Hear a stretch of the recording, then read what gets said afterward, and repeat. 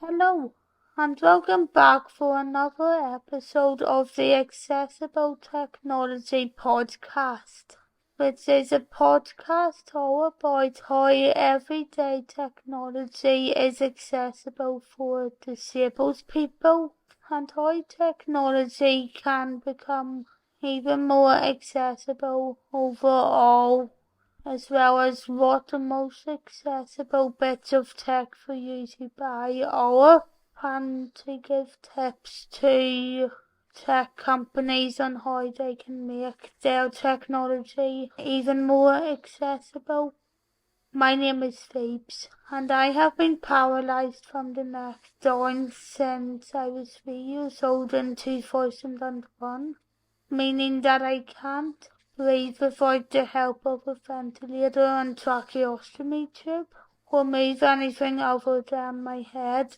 And for this reason, I have had to find other ways of using everyday tech, which is hence why I created this podcast, as well as my Phoebes Tech Reviews website, pltechreviews.co.uk, and the PL Tech Reviews YouTube channel, so I can advise other disabled people on what technology is the most accessible for them. You can listen to this podcast by searching for it on Apple Podcasts, Amazon Music, Audible, and Spotify. However, if you'd like to support the podcast and the content I produce in other ways, you can also support it by going over to the Phoebes Buy Me a Coffee page, which is linked below, which is where you will also be able to give me a one-time donation, find exclusive episodes that aren't part of the podcast, and check out a shop that I plan to open at some stage, so please consider checking it out. In this episode, you're going to be hearing a comparison podcast episode of the types of switches you can use with the Xbox Adaptive Controller, which I reviewed in the last episode. And like all of the other episodes before, the main bit of audio that you're going to be hearing in this comes from a video that was originally uploaded to my YouTube channel, and the date on which this video was originally uploaded was on the 9th of August 2019. However, I have added a few custom sound effects to the podcast so that it sounds like a really immersive podcast experience. But as always, the link to the video that the episode is based on is in the notes below, so you can check it out if you would like to. However, I just want to add in another note as well, that some other external switches packages have been introduced to the market since I originally recorded the video, and the main bit of audio that you are about to hear in this. The most notable of which is the Logitech Adaptive Gaming Kit, which I will be covering later on in this podcast in episode 39, but I might do an updated version of it at some point, though I don't have any plans to do anything like it just yet. But yeah, that will come out at some point on the YouTube channel, possibly first. But also, while most of my other podcast episodes have concentrated on a single company, this one actually includes a couple of companies Windows or AppleNet, Microsoft, Liberator and MobileSoft. But I'm just going to also add in as well that going back a few years when I was first setting everything up, I was able to spot some of these switches on the Apple Store website. That no longer seems to be the case. But for anyone who is physically disabled under Apple fans, it might be a good idea to keep an eye out on their website, as I just might not be seeing it. But anyhow, let's now get straight into the episode. For those of you who don't know what accessibility switches are, they are switches which help disabled people do many of the everyday activities that able-bodied people often take for granted. Gaming is one of the modern forms of entertainment and can be enjoyed on many different platforms. Following on from my reviews of the Xbox One S Minecraft Edition and Xbox Adaptive Controller, I will be rating these switches so we can see which one of them is best. Just a warning that all of these switches have been developed by different companies, but this is not a sponsored video. Number 5, the Spec Switch. The Spec Switch is smaller than other switches on this list and is available in green, blue, yellow, red and black.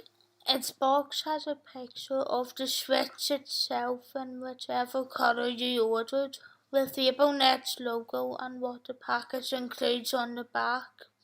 When you bring it out, you see the Spec Switch itself, a flange, flush and strap accessory basis strap and a quick startup guide.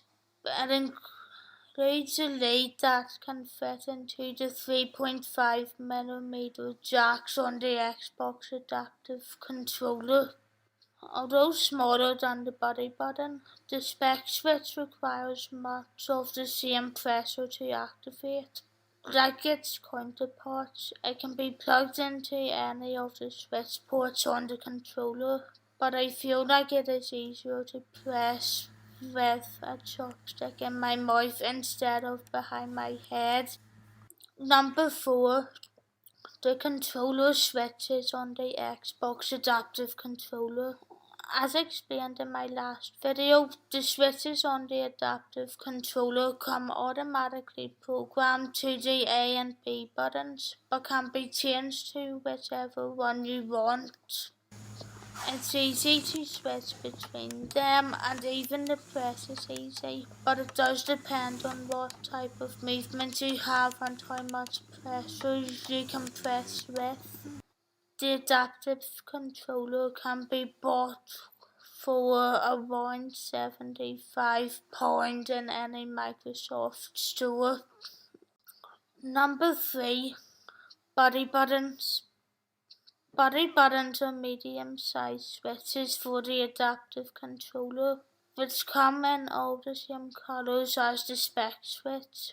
They are suitable for people with small movements and can be pressed with a light amount of pressure.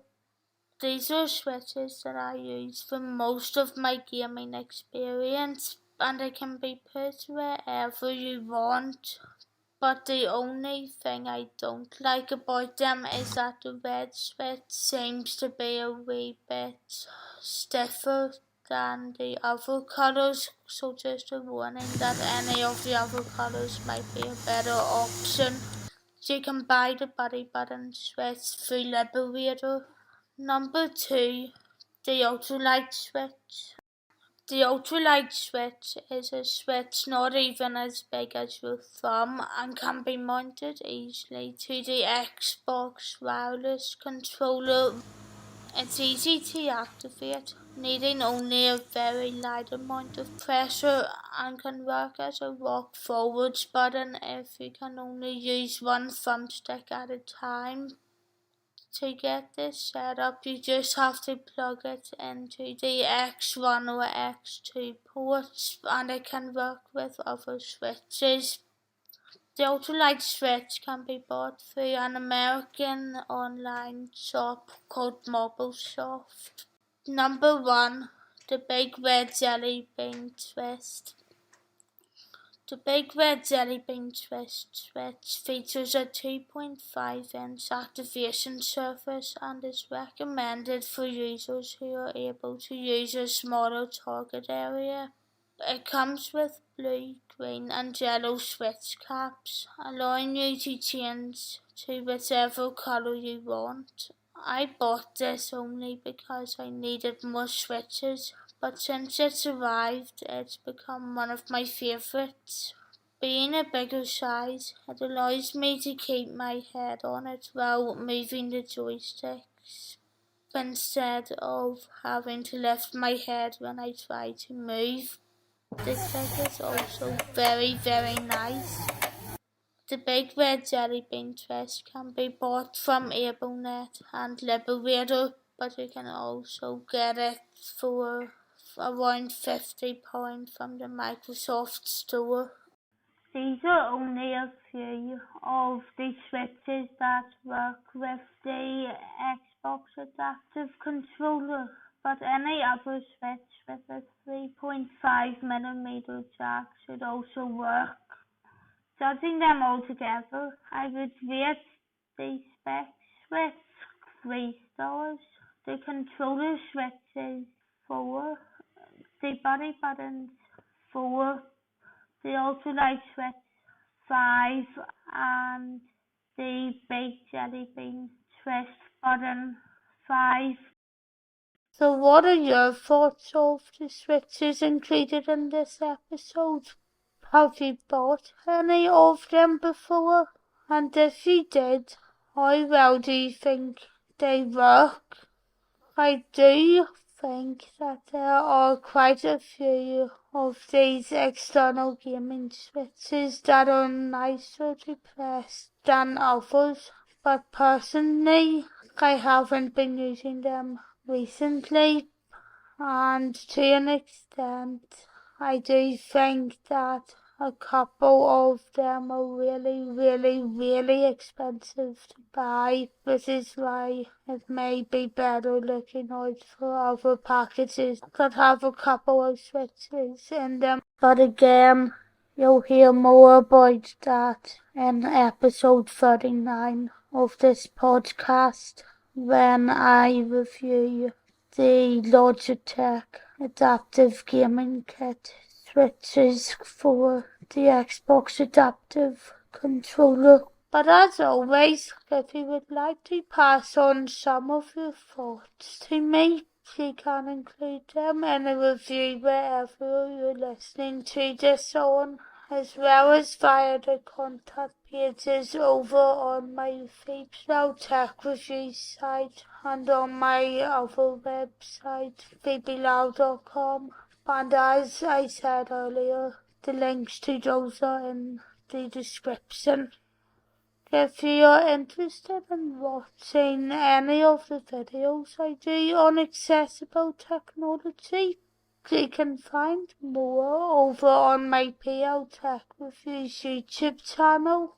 And if you would like to see a couple of my accessible tourism reviews, as well as my film, TV, theatre reviews and political videos, you can see them by searching for Phoebeslow Journalism on YouTube.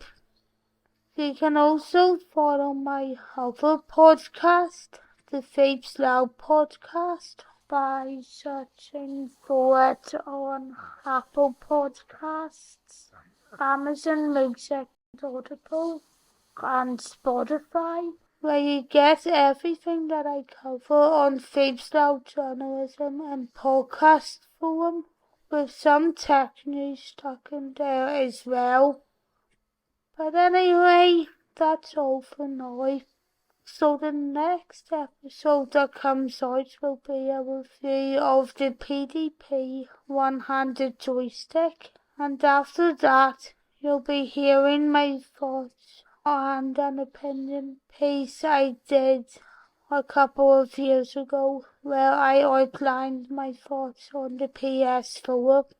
I plan to update this podcast twice a week until the 12th of August 2023, when I might have to change things around, but honestly, it could get more regular before then, so I can fit in some other tech stories that are happening throughout the year. So please just let me know what you think. But anyway, thanks for listening, and I'll talk to you in the next one. Bye!